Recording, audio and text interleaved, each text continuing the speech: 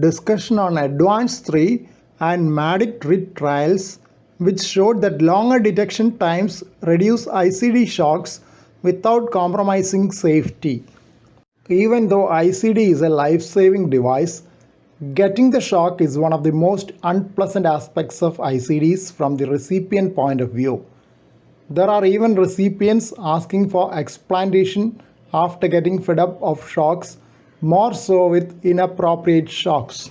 In this setting, ADVANCE 3 trial evaluated whether avoiding therapies for potentially self-limited episodes of ventricular tachycardia can reduce the number of shocks.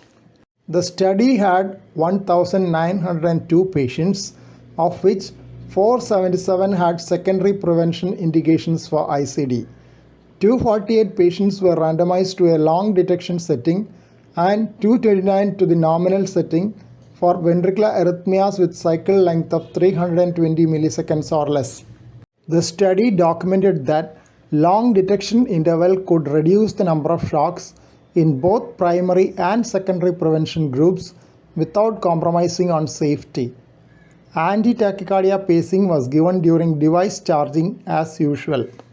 37% ICD devices in this study were single chamber, 47% dual chamber, and 16% triple chamber, that is biventricular ICD or cardiac resynchronization therapy defibrillator CRTD.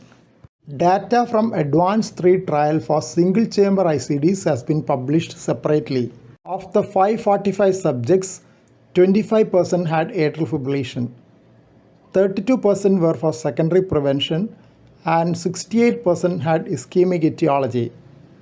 Randomization was either to a long detection time of 30 of 40 intervals or standard programming of 18 of 24 intervals based on device type, history of atrial fibrillation, and indication for implantation. In both arms, anti-tachycardia pacing during charging was programmed for episodes with cycle lengths 320 to 200 milliseconds and shock only for cycle length less than 200 milliseconds. It was shown that programming long detection interval significantly reduced appropriate therapies, shocks, and all-cause mortalities. In MADIT-RIT, those who had the first episode of VT were reprogrammed into 3 arms. Arm A was conventional therapy with VT zone at rate 170 beats per minute or more. Arm B of high rate therapy with VT zone at 200 beats per minute or more, and Arm C with 60 seconds delay before therapy for 170 beats per minute or more. At 15 months follow-up, the cumulative probability of inappropriate ICD therapy was significantly lower in Arm B and C compared to A. Those programmed to B or C after the occurrence of a ventricular tachycardia had 71% reduction in the risk of inappropriate ICD therapies and 43% reduction of appropriate therapies compared to A.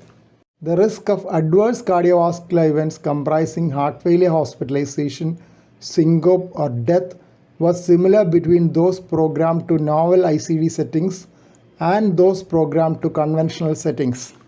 Please don't forget to subscribe to this channel for future updates and click on the bell icon for all updates. Thank you.